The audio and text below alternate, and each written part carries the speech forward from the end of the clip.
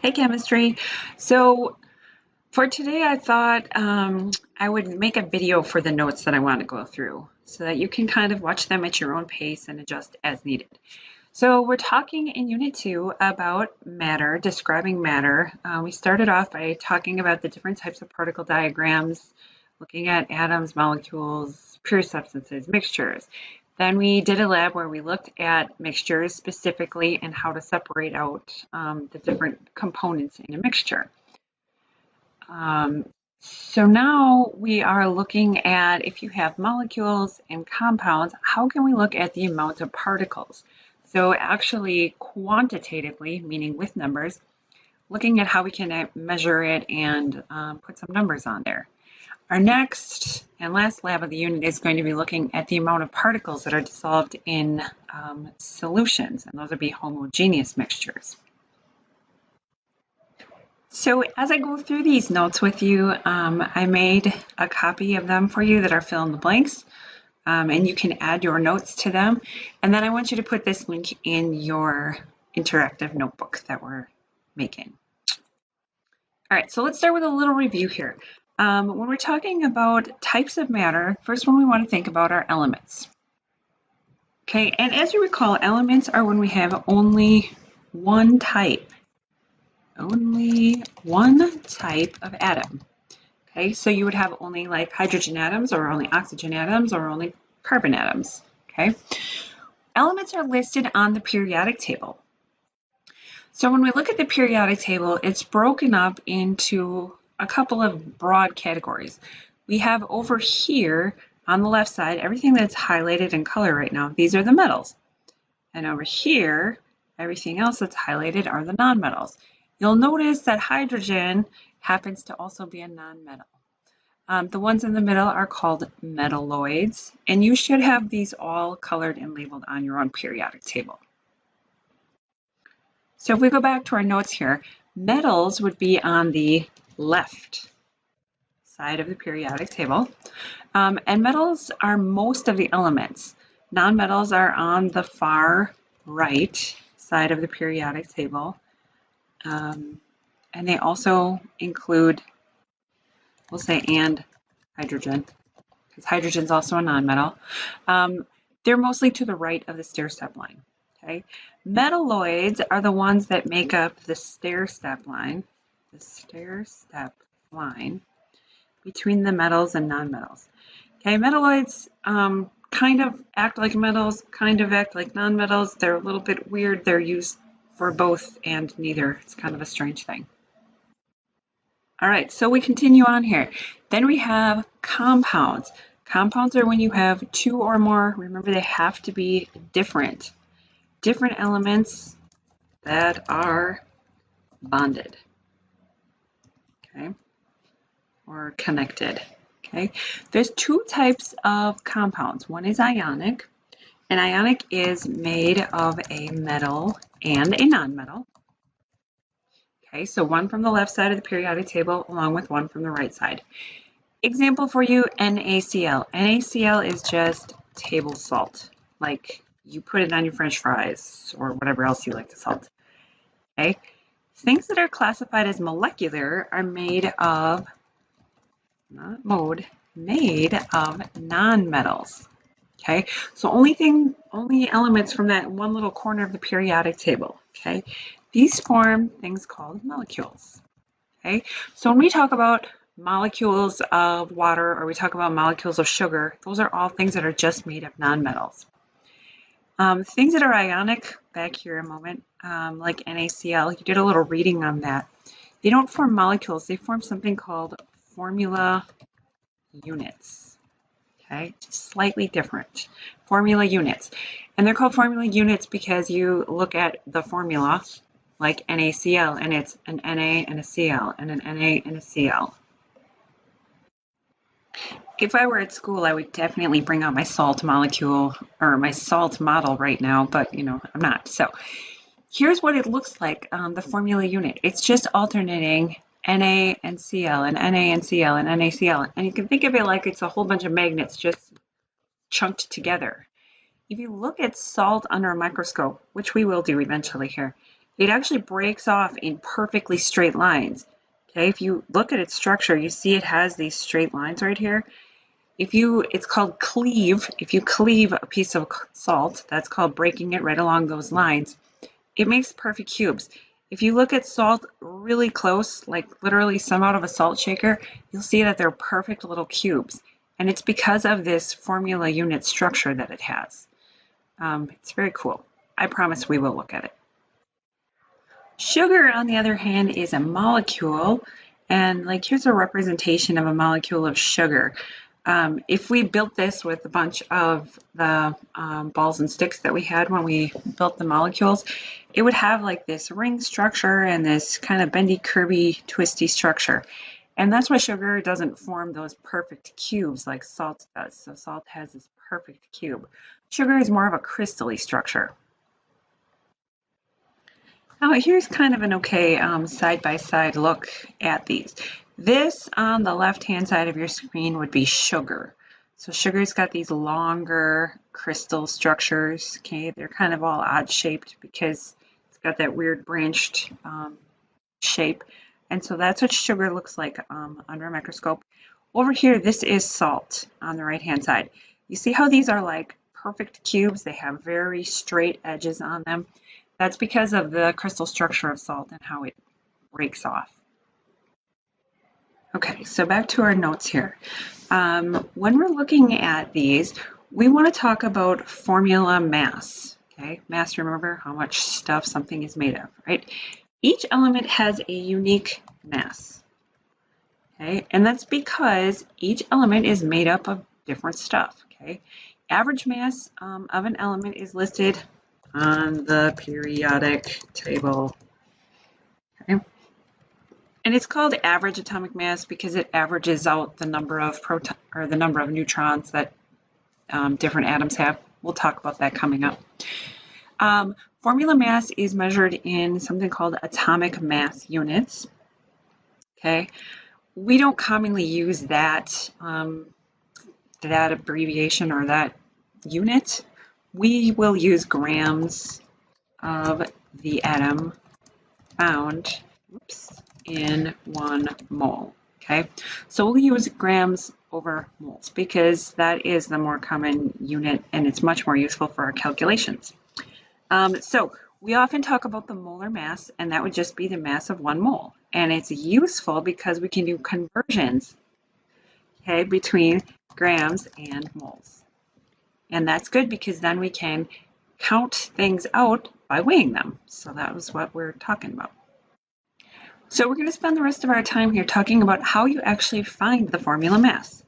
And the formula mass, again, is the mass of a molecule, and it depends on what the molecule is made of. So if it's made of hydrogen and oxygen, it has a different kind of formula mass than if it's just made of carbon and oxygen. Okay, so let's look at an example here. We'll start with our friend salt. Okay, so what is the formula mass of 1 formula unit of NaCl? So here's how you solve this out. You find Na on the periodic table. Okay. All right, here it is. Here's Na on the periodic table on the far left. Okay, Na has a formula mass of 22.99, or a molar mass, 22.99. You are completely welcome to round that to 1 decimal place, so you could call it 23, or you could use 22.99. And then to find the total formula mass, we just add the 2 up. So we also have to find chlorine. So we look at chlorine on the periodic table.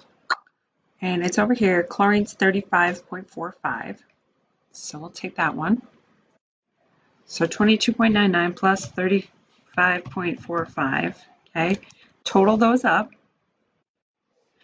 And we get 58.44. And the units that we put on that is grams over moles.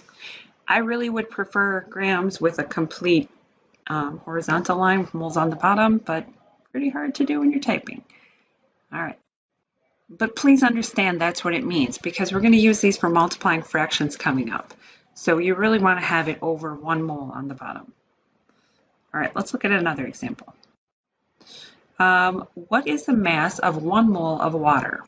Okay, so first of all, we have to know water is H2O. Okay, water is H2O. So what we do is we find hydrogen on the periodic table.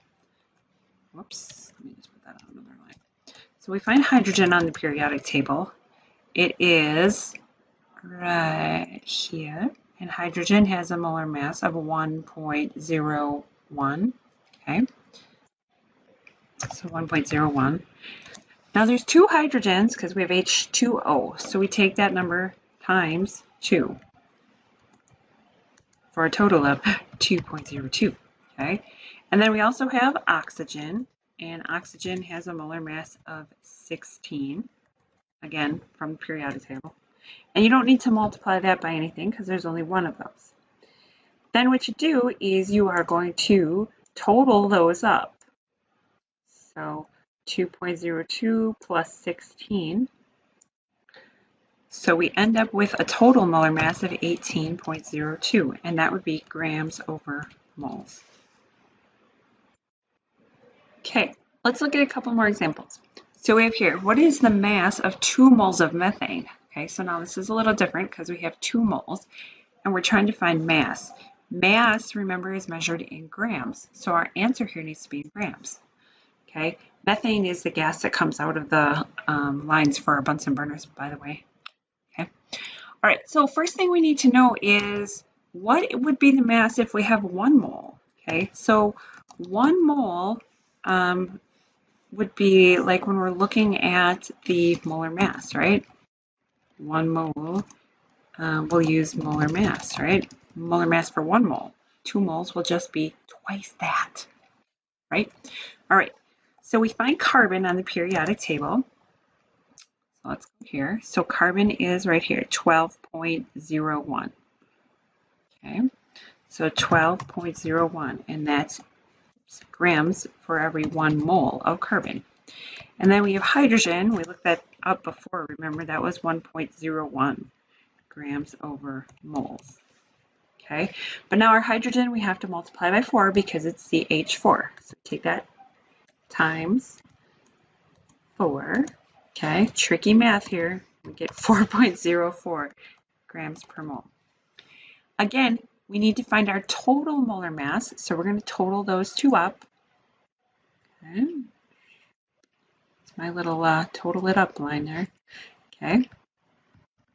So if we take 12.01 plus 4.04, we get 16.05, and that would be grams for every mole. Okay, and if it helps you, you can put the number 1 in there. That's grams for every 1 mole. Now we have 2 moles, right? So if we want to figure out the mass of 2 moles, we're just going to take this number and we're going to multiply it by 2 because we want to know the mass of 2 moles. Okay, so we have 2 moles. Whoa, ran out of space here. Hold on.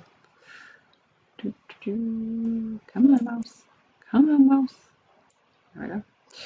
Okay, so we multiply that by 2 moles, and you could think of your 2 moles as being over 1. So we multiply that out, we could take 16.05 times 2. We end up with 32.1, 32.1 grams, okay? All right, one more example for us. If you have 10 grams of aluminum, how many moles is this? So like, let's say you have a really giant aluminum foil ball, which is made of aluminum, of course, right? Let's say it was 10 grams. How many moles would this be? Okay, so what you're going to do to start this problem is you're going to start with the number that's given in your problem, which is 10 grams of aluminum. And you're going to take that number and put it over 1. Then what we want to do is we're going to work with aluminum. Anytime we're working with the units grams and moles, we should immediately think molar mass. Okay, so we need to find the molar mass of aluminum. Again, molar mass is on the periodic table. So, oops. So let's look at the periodic table for aluminum and find its molar mass. Okay, aluminum's right here. Okay, aluminum's got a molar mass of 26.982. Generally, that would be written as 27. So we'll go back in here and we'll plug that in. Molar mass from the periodic table, 27 grams over moles. Okay, so now we're going to go back to a problem that we're working on. We have 10 grams of aluminum and we have that over 1. We want to make our next fraction. On the bottom of our next fraction, we're going to put the unit we want to cancel, which is grams. Okay. On the top of our fraction that we're making over here, we're going to put the unit that we're trying to find, which is moles. Okay. Then what we're going to do is plug in our numbers that go along with it. So we know that there are 27 grams. So that 27 is going to go with the word grams. Okay, 27 grams for every 1 mole. So this is going to be 1 up here. By the way, as we get working on these mole calculations more, I'm going to say repeatedly, what number always goes with moles? And you're going to always say 1, 1 always goes with moles. Okay, so whenever you're making up that fraction where you have moles in there, you're always going to say 1 goes with moles. Remember, we're multiplying fractions here. So we're going to multiply straight across the top, straight across the bottom.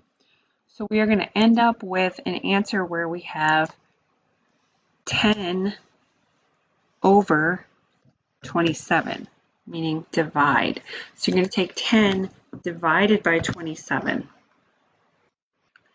And you're going to end up here with just 0.37 moles of aluminum. Okay. You can also go back and cancel out your units here. Grams on the top and grams on the bottom would cancel. I'll just red highlighter them so that you can see that. Okay, grams top and grams bottom would cancel. And so then our final unit is going to be moles. So we have our final answer here, 0.37 moles of aluminum. So your big aluminum foil ball of 10 grams is only